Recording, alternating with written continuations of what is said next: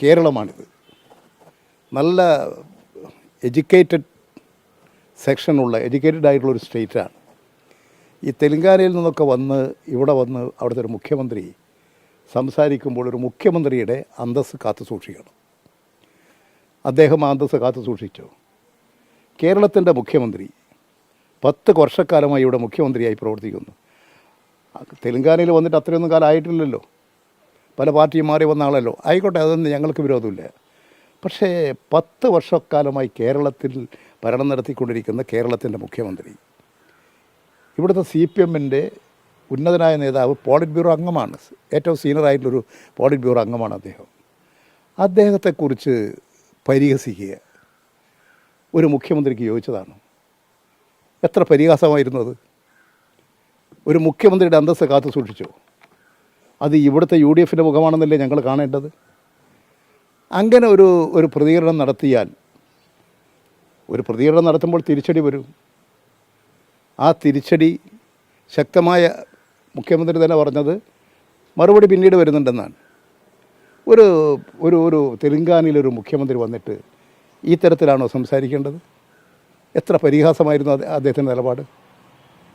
അതുകൊണ്ട് അന്തസ്സും അതുപോലെ വാക്കുകളിലും പ്രവൃത്തികളിലുമെല്ലാം കാണിക്കേണ്ട ഒരു മുഖ്യമന്ത്രി തന്നെ നിലവാരം വിട്ട് എവിടെയോ എത്തി. അങ്ങനെ വരുമ്പോൾ തീർച്ചയായും ശക്തമായി പ്രതികരിക്കും. അദ്ദേഹം പ്രതികരിച്ചില്ലെങ്കിൽ ഞങ്ങളെല്ലാം പ്രതികരിക്കും. പക്ഷെ അത് തെറ്റായൊരു നിലപാടാണ് സ്വീകരിച്ചത്.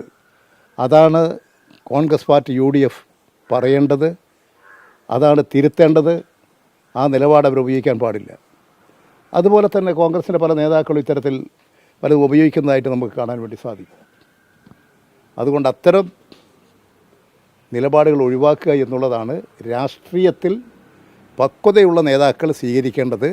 അല്ലെങ്കിൽ ഇന്നത്തെ നവമാധ്യമ രംഗത്തൊക്കെ പലതും കേൾക്കേണ്ടി വരും.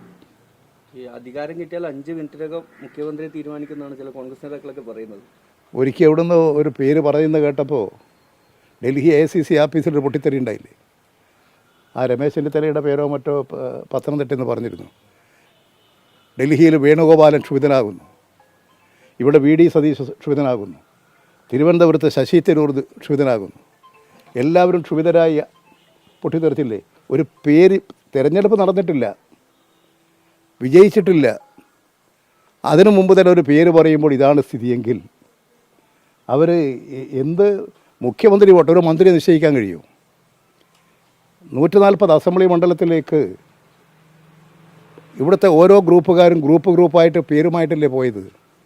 ഒരു മണ്ഡലത്തിൽ യോജിച്ചുകൊണ്ടൊരു സ്ഥാനാർത്ഥിയെ നിർത്താൻ കഴിയാത്ത കോൺഗ്രസ് പാർട്ടി ഏത് കേരളത്തെ രക്ഷിക്കാൻ വേണ്ടി പോകുന്നത്? ഏത് സ്ഥാനത്തേക്കാണ് യോജിച്ചുകൊണ്ട് അവർക്ക് ഒരു നിലപാടെടുക്കാൻ സാധിക്കുക? അത്രയും ദുർബലമാണ് കോൺഗ്രസ്. അതുകൊണ്ട് കോൺഗ്രസ് വെച്ചു പുലർത്തിക്കൊണ്ടിരിക്കുന്ന രാഷ്ട്രീയ സമീപനം അവർ പരിശോധിക്കേണ്ടതാണ്. ഈ നില തുടർന്നാൽ കോൺഗ്രസ്സിന് ദേശീയ രാഷ്ട്രീയത്തിൽ നിൽക്കാൻ കഴിയാത്ത സ്ഥിതിവിശേഷമാണ് വന്നുകൊണ്ടിരിക്കുന്നത്. അതുകൊണ്ട് അവസരവാദ രാഷ്ട്രീയത്തിൻ്റെയും വലതുപക്ഷ രാഷ്ട്രീയത്തിൻ്റെയും നിലപാടുകൾ അവർ ഉപേക്ഷിക്കണം. എപ്പോഴും നാക്കെടുത്താലും രാഹുൽ ഗാന്ധി ചൈനീസ് വിരുദ്ധ പ്രസംഗമാണ് നടത്തുക.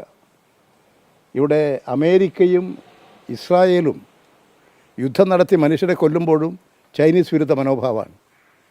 ഇതൊക്കെ എന്ത് മനോഭാവത്തിൻ്റെ ഭാഗമാണ്? അതൊക്കെ കോൺഗ്രസിൻ്റെ ദേശീയ നേതൃത്വം ആലോചിക്കേണ്ട വിഷയങ്ങളാണ്. ഇടതുപക്ഷ ജനാധിപത്യ മുന്നണി വിശാലമായൊരു കാഴ്ചപ്പാടുണ്ട്. രാജ്യം അഭിമുഖീകരിക്കുന്ന വർഗീയ വിപത്ത്, മനുഷ്യർ നേടുന്ന ജീവിത പ്രശ്നങ്ങൾ, ഇവക്കൊക്കെ പരിഹാരം കാണാൻ, മതസാഹോദര്യം കാത്തു സൂക്ഷിക്കാൻ എല്ലാ ജനവിഭാഗങ്ങളെയും ആകർഷിച്ച് ഒന്നിച്ചു നിർത്തി ഒരു നല്ല കേരളം സൃഷ്ടിച്ചെടുക്കുക എന്നുള്ളതാണ് ലക്ഷ്യം. അതിനോടൊപ്പമാണ് കേരളത്തിലെ സമൂഹം അണിനിരക്കേണ്ടത് എന്നാണ് എൻ്റെ അഭിപ്രായം.